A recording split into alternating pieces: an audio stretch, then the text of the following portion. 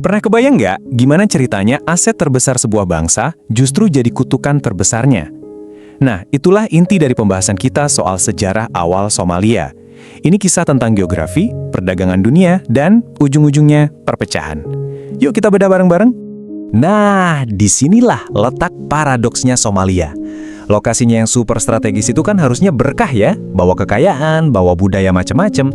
Tapi, uniknya, lokasi yang sama ini juga lah yang justru ngundang kekuatan dari luar dan ya jadi bibit konflik. Kok bisa begitu? Oke, kita telusuri lebih dalam. Oke, sebelum kita ngomongin kutukannya, kita harus paham dulu dong berkahnya. Jadi, yuk kita putar waktu mundur sedikit ke masa di mana pesisir Somalia itu jadi salah satu persimpangan dunia yang paling sibuk dan dinamis. Coba deh Anda lihat peta ini, posisinya itu kejepit di antara Laut Merah dan Samudra Hindia. Tanduk Afrika ini tuh, ya ibaratnya jembatan maritim alami. Selama ratusan tahun, siapapun yang menguasai pesisir ini, itu artinya dia pegang kunci jalur perdagangan antara tiga benua sekaligus, Asia, Timur Tengah, dan Afrika. Keren banget kan? Dan perdagangannya itu, wah hidup banget. Coba deh bayangin kota-kota pesisir yang super rame, penuh sama kapal-kapal dari Arab, Persia, India, emas dan gading dari pedalaman Afrika, ketemu sama rempah dan kain dari timur.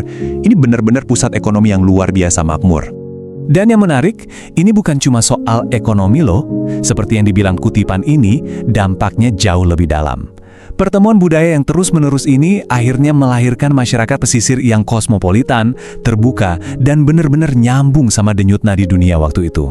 Oke, itu tadi cerita di pesisir yang kosmopolitan.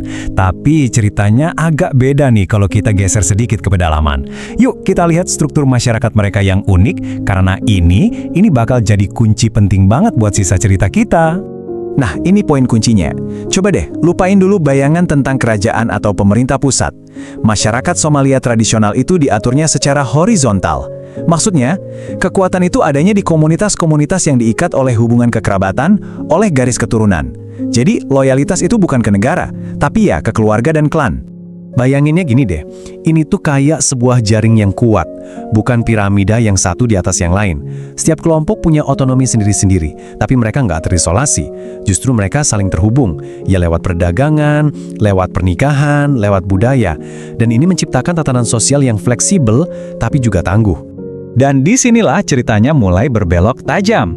Keseimbangan yang udah berjalan lama banget ini, sebentar lagi bakal goyah.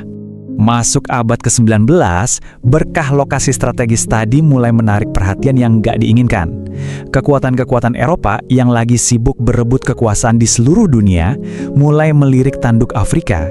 Dan apa yang tadinya jadi sumber kemakmuran, sekarang malah jadi alasan buat mereka datang dan menaklukkan. Nah, di sini kita bisa lihat betapa bertabrakannya dua kepentingan ini. Di satu sisi, ada masyarakat Somalia yang cuma mau otonomi mereka jalan terus, perdagangan bebas mereka lancar. Di sisi lain, ada kekuatan Eropa yang cuma ngelihat satu hal, kontrol. Kontrol jalur laut, kontrol sumber daya, dan kontrol posisi strategis. Benar-benar nggak ada titik temunya. Dan akibat dari perebutan ini, muncullah konsekuensi yang paling menghancurkan dan paling awet dampaknya, pembagian wilayah Somalia. Dan pembagian ini bukan terjadi secara acak ya. Ini proses yang dingin dan sangat terencana. Jadi, kekuatan Eropa ini mengidentifikasi dulu titik-titik strategisnya, mereka bersaing sengit satu sama lain, dan kemudian benar-benar cuma dengan pena dan penggaris, mereka gambar garis di atas peta, membelah daratan, membelah masyarakat, cuma buat bikin zona pengaruh mereka sendiri. Disinilah letak tragedinya. Garis-garis di peta itu sama sekali nggak ada artinya buat orang-orang yang tinggal di sana.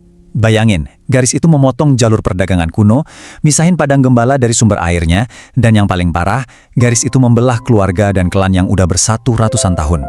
Batas-batas itu 100% buatan dan asing. Dampaknya, wah ini kayak gempa bumi sosial. Tatanan yang udah ada berabad-abad itu hancur lebur. Keluarga jadi terpisah, ekonomi lokal dibajak buat melayani kepentingan Eropa, dan sistem komunitas yang tadinya fleksibel diganti sama aturan kolonial yang kaku. Inilah bisa dibilang fondasi retak yang diwariskan ke Somalia modern. Tapi jangan salah ya, masyarakat Somalia nggak tinggal diam.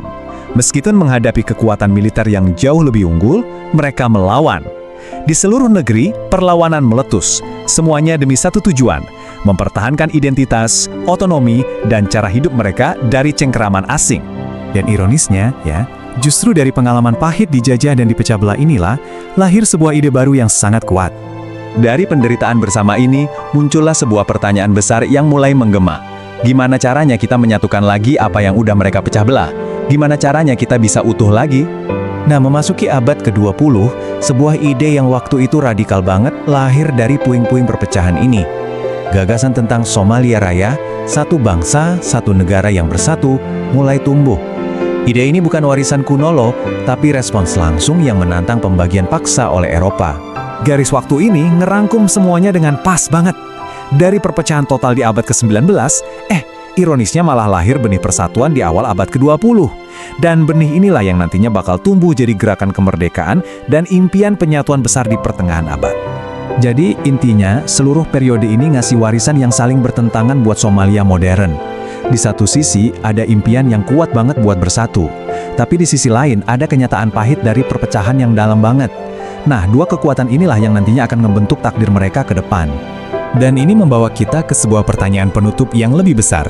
Kisah awal Somalia ini kan intinya tentang gimana kekuatan luar bisa seenaknya menggambar ulang peta dan nasib sebuah bangsa. Tantangan mereka dan juga banyak bangsa lain adalah ini. Bisakah sebuah bangsa benar-benar mengatasi sejarah yang ditulis oleh orang lain? Sebuah pertanyaan buat kita renungkan.